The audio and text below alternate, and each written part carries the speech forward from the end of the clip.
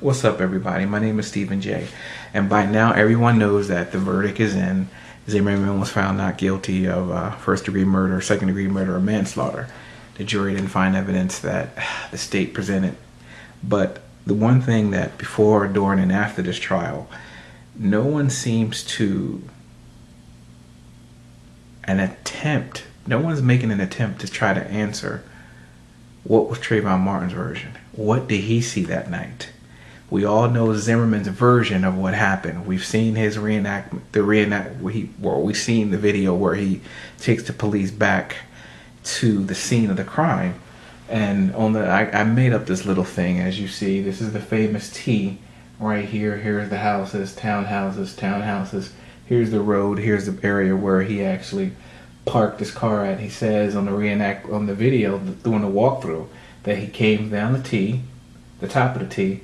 He got to this point when they told him not to follow him, and on the way back, he says he got to this point right here at the corner of John Good's house. He says, when Trayvon Martin says, "Hey, you got a problem?" "No, I don't have a problem." Bam! Hit him in the face. And they started scuffling, and somehow they scuffled all the way down here, and Trayvon Martin got shot and he was killed. My problem is that when you look at the evidence markers of where everything is, it just doesn't add up. I'll give you one question. Here's my first question. If you're following a suspect whom you don't know, even though there's a rash of burglaries in the area, if you're following a suspect it looks like an alley to me.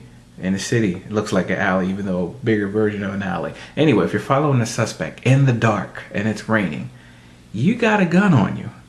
You're not just going to follow a suspect with a flashlight. I'm sorry. You put this weapon on because you were going to Target that night. So therefore, you're not going to follow a suspect in the dark with just a flashlight. I'm sorry. You're going to follow the suspect with your gun out. So let's look at it from Trayvon Martin's aspect. Now, everything Rachel Gentile told you lines up 99% with what Zimmerman said. Trayvon Martin was standing by the mailbox. He was walking. He walked past Zimmerman's car. He runs. Zimmerman says on the 911 tape, he ran.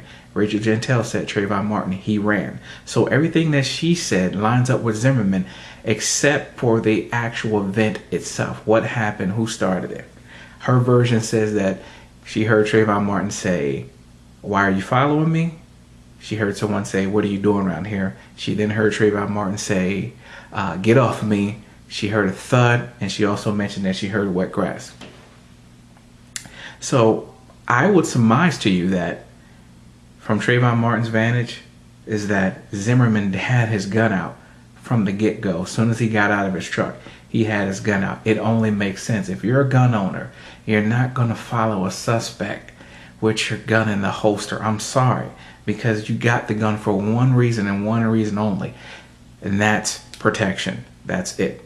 Point. So I'm surmising that Trayvon Martin saw the gun when Zimmerman approached him, and then in self-defense, Trayvon Martin punched Zimmerman in the nose, which started the whole tussle. So how did that come to, how do I feel that happened? Well, if you listen to the 911 tape, you hear Zimmerman get out of his car. You hear wind. That wind was not blowing like that. Trust me, it wasn't blowing like that. I believe Zimmerman lied when he said he came across here and was going back to his vehicle. I don't believe that happened. If you look at the map of this whole development, Zimmerman parked his car here. It only makes sense for him to come down there. If you look at the map, there's a cut through down here where you can get to the T. I believe Zimmerman, because you hear the wind on the phone. So I believe he came down this way, cut through the T, ran into Trayvon Martin here, which would explain Trayvon Martin said, "Hey, why are you following me?" Because in the testimony, Rachel Gentile said, Trayvon said, "I think I lost him." In the 911, Zimmerman said he ran. So I would surmise to you that Trayvon said he lost him, but Zimmerman cuts him through here. Trayvon doesn't know anything about this. Hasn't been there that long too, no. So therefore, Zimmerman cuts him off here. What are you doing? Why are you following me? What are you doing here? Trayvon Martin sees the gun. He has one option. Two options really. He can run and take the chance of being shot in the back by this person whom I don't know, or I can stand and fight. And that's where he throws the first punch and hits him in the nose. And I believe to the point where that's when they started tussling, because Salim Bahadur said outside her window she saw hands flailing back and forth. Another neighbor testified, said she heard running on wet grass. Oh my God, there's wet grass again, because when you think about it, Rachel Gentile said before the phone hung up, she heard the sound of wet grass. So we have another neighbor saying she saw people running, heard people running left to right and on wet grass. But then let's go to Jane Serdika. She says she looks out the window and she says, I see them arguing. Well, Zimmerman tested on the video, says that he got to the corner here and Trayvon Martin came and punched him in the face. Well, let's look at the evidence. Again, forgive me of my little cheap version. Here's John Good's house. Trayvon Martin's body was approximately somewhere between the second house and the third house. Right here is where they found George Zimmerman's keys. Here on the walkway of the T, they found the 7-Eleven bag. Here they found George Zimmerman's flashlight here. Beyond that, little beyond that, is where they found Trayvon Martin's phone. So let's go from the standpoint of Rachel Gentile. She said she heard Trayvon say, "Get off of me." A bump. The phone fell here from the bump. So if the phone fell here from the bump, but Zimmerman said Trayvon Martin hit him up here, 2 and 2 adds to 4, but for some reason it doesn't add up to what he's saying. So again, I go back to, here's Zimmerman's flashlight. Well, did anyone ever ask him, well, how did your flashlight get way down here?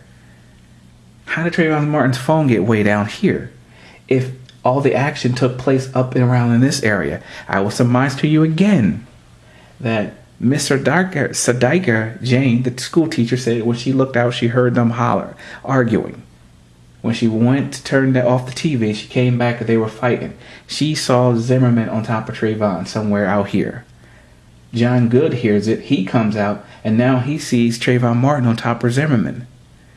And then there's the cries for help. And here's the thing. I'm encouraging everyone to listen, and I'm sure the world has listened to those 911 tapes, but there's one particular one I want you to really listen to, and that's the one that they call the loud 911 tape. And on the loud 911 tape, you hear somebody hollering, "Help, help." But here's the thing. Just before the gunshot, you hear a high-pitched scream. This high-pitched scream is nothing like the ones that are saying help. The high-pitched scream is beyond that. That high-pitched scream is like a person seeing something that's about to happen that they cannot change. And it's a high-pitched, I think what Jane Serdika called it was a yelp. And if you listen to that 911 tape, just before that shot, you hear a high-pitched scream, as in, oh my God, as in, no, oh my God, this is it right here. I would ask you the question, why would Zimmerman do that? He has the gun. He's about to shoot. He's not going to scream high pitch because his life is in danger. No. Somebody that's about to die is going to scream like that because they know that this is it right here. And I'm going to say that what Jane Serdika saw is the beginning of the fight where she saw Zimmerman on top of Trayvon Martin. I'm going to surmise that when John Good came out and saw Trayvon Martin on top of George Zimmerman was the continuation of the fight. He didn't see the end of it. But I really believe, because Serdika testified that she said when the shot went off, Zimmerman was on top of Trayvon. And I know everyone says that, you know, the angle, and I know the doctors testified that this, that, and the other. That's not even, to me, It's relevant, but it's not relevant, because here's what Zimmerman is not telling everyone, is that he had his gun out that night when he confronted Trayvon Martin. And if I'm on it, and the question is, why would Trayvon Martin do that? Because someone approached him with a gun. If it was just mano a mano, okay, Zimmerman, you're free to go, which you technically are. But that's not what happened. Trayvon Martin saw that gun in Zimmerman's hand, and he took the first swing. Zimmerman, by law, is able to carry a concealed weapon, but he can't follow a person with that weapon. And if a person he's following with that weapon then is under the assumption that my life is in danger, then I have the right to then stand my ground against this person whom I do not know, who has not identified themselves, is following me with a gun in his hand. And again, I go back to the same thing. You're not going to follow a suspect at night when it's raining and it's dark with just a flashlight. Your gun is out, because that's the only reason why you have that gun. It ain't for hunting. That's for daggone sure. It's for protection. That's why you put it on when you were going out to go to, I think, Target.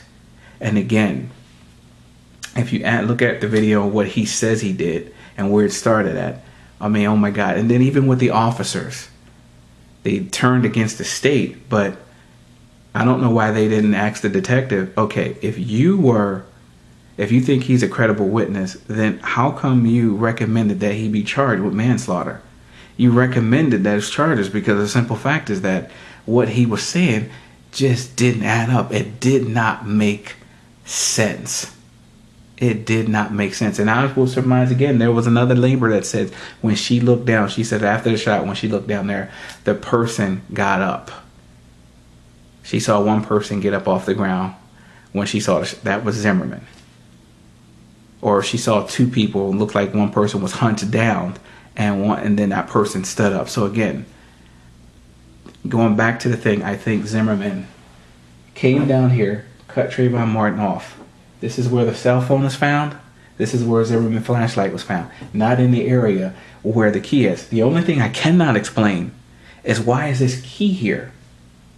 Well, the cops he had enough time to drop his key in that area after the whole thing to make like, oh, it started here.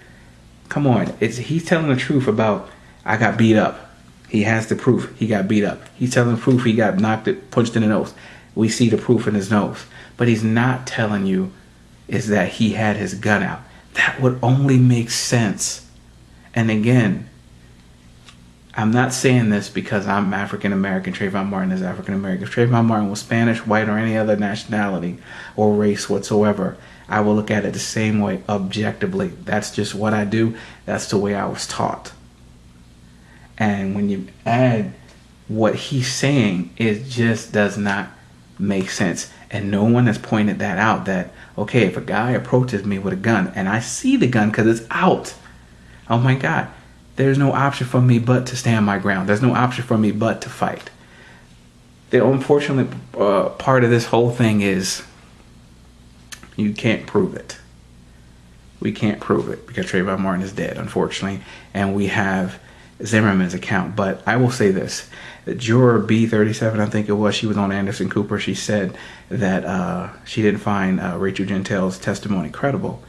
Well, if 99% of what she said lines up with what Zimmerman said, except for the ending event that she heard Trayvon Martin say, get off, and what she thought Zimmerman said, then how can you find her not credible? She lying about the 1%?